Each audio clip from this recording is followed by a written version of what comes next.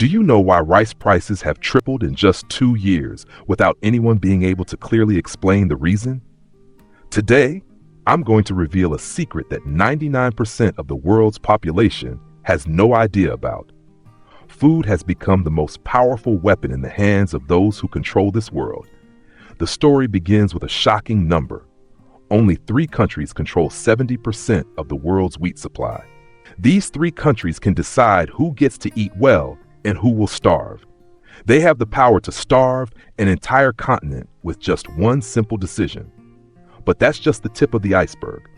The truth is that the global food system is designed not to feed people, but to control people. And while you worry about rising prices every day, there are those making billions of dollars from your hunger. After watching this video, you'll understand why every time you turn on the TV and see news about natural disasters affecting crops, you immediately see food prices skyrocket. You'll never look at a supermarket the same way again once you know who's really deciding what appears on the shelves. Listen, most people think agriculture is the business of farmers, right? Wrong. Modern agriculture is the game of giant corporations that you've probably never even heard of. Cargill, ADM, and Bunge. These 3 names control nearly 80% of global grain trade. Not 80% of one country, but of this entire world. Imagine playing a game where only 3 other players control 80% of all resources. Do you think you have a chance of winning? These corporations don't just buy and sell grain. They control the entire chain from seeds to your dinner table. They own warehouses, shipping vessels, ports, even weather forecasting companies to know in advance when to raise or lower prices. In 2008, when the global food crisis erupted while millions were starving, Cargill reported record profits of $2.2 billion. A coincidence? Not at all. That's proof that the bigger the crisis, the more money they make. You know, in the old days, farmers could save seeds from this harvest to plant the next season. Not anymore. Monsanto, now Bayer, has created suicide seeds. They can only reproduce once, then die. What does this mean? Farmers have to buy new seeds every season. They become slaves to these seed corporations. And when you control the seeds, you control the entire food system. Currently, only 6 corporations control 77% of the global seed market. 6 companies decide what 7 billion people around the world get to eat. Does this sound familiar? The same model as banking. Concentrate power in the hands of a few for easy control. Chicago Board of Trade. This name decides the price of wheat you eat every day. Not farmers in Iowa or Nebraska, but speculators in Chicago sitting in skyscrapers. They don't grow a single grain of wheat, but they can make wheat prices double in just 1 week. How? Simple. They buy large quantities of futures contracts, create a sense of scarcity, then sell when prices have risen. In 2008, when rice prices rose from $300 per ton to $1,200 per ton in just 5 months, do you think that was due to supply shortages? No way. Global rice reserves were still at normal levels. That was purely the result of speculation. I'll tell you straight, since 2005, the amount of money speculating in agricultural commodities has increased from $30 billion to $300 billion. A 10-fold increase in 10 years. These people don't care whether you can eat or not. They only care about the profit margins on their computer screens. Goldman Sachs, JP Morgan, Deutsche Bank, familiar names in every financial crisis. Now they're also present in your home refrigerator. They've turned food into a financial instrument, just like they did with real estate before the 2008 crisis. The result? Food prices no longer depend on actual supply and demand, but on speculative psychology. A rumor about drought in Argentina can make bread prices in America increase by 20% the very next day. Have you noticed that every time there's news about climate change affecting agriculture, food prices immediately rise, even when no actual damage has occurred yet? That's not a coincidence. Climate change has become the perfect tool to justify price increases. A forecast about El Niño that might happen in 6 months, but rice prices increase today. News about drought in Brazil, and global coffee prices rise within the week. The truth they don't tell you is that we're producing enough food to feed 10 billion people, while the world population is only 8 billion. So why are people still starving? Because it's not a production problem, It's a distribution and pricing problem. When a few people control the distribution chain, they can create artificial scarcity anytime. Think about it. If you owned all the rice storage facilities in a region, you could triple rice prices just by keeping stock in warehouses and declaring shortages. That's exactly what's happening on a global scale. The media enthusiastically promotes vertical farming as the solution to the food crisis. They say we can grow vegetables in high-rise buildings, save 90% of water, and not need soil. Sounds great, right? But look at who's investing in this technology. Jeff Bezos, Bill Gates, major investment funds, the same people who turned the internet into a surveillance tool, now want to control farming too.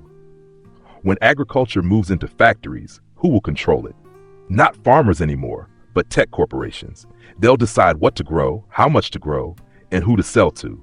Vertical farming doesn't solve the monopoly problem, it strengthens it. Impossible Foods, Beyond Meat, Memphis Meats, these names promise to replace traditional livestock farming with meat grown in laboratories. What's the problem? When meat is produced in factories instead of farms, control becomes even more concentrated in fewer hands. Instead of millions of independent livestock farmers, you'll have a few dozen giant factories deciding who gets to eat meat. And don't forget, these factories need electricity, raw materials, sophisticated technology, all controlled by the same tech financial corporations we're already too familiar with. Henry Kissinger once said, "Control oil and you control nations. Control food and you control people." This statement isn't theory, it's actual strategy. In 1973, America used a grain embargo against the Soviet Union. In 2008, when the food crisis erupted, dozens of countries banned rice and wheat exports. What happened? Countries dependent on food imports fell into chaos. Do you think the Ukraine-Russia war is just about territory? No way. Ukraine and Russia supply 30% of the world's wheat. When the conflict erupted, wheat prices increased 70% in just 3 months. Who benefited? Not the people of Ukraine or Russia, but American, Canadian, and Argentinian agricultural corporations, those who could increase production and sell at higher prices. This is exactly why superpowers never let go of control over food supply chains. It's not just an economic issue, it's a national security issue. In Manhattan, an organic meal can cost $50. In Detroit, many areas are called food deserts. No supermarkets, only convenience stores selling processed foods at high prices. This isn't accidental. This is the result of deliberate stratification. Rich people eat organic, fresh food. Poor people eat processed food full of chemicals. The same thing happens in America. Organic vegetables at upscale supermarkets cost 5 times more than regular vegetables at regular stores. Organic meat costs 3 times more than conventional meat. The result? Only rich people can afford to eat healthily. Do you wonder why fast food is cheaper than fresh food? Because the system is designed that way.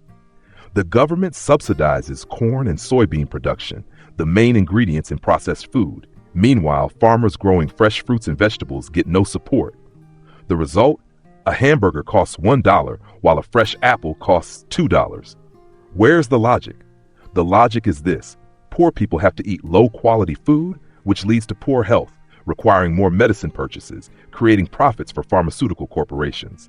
John Deere, Monsanto, IBM are developing smart farming systems.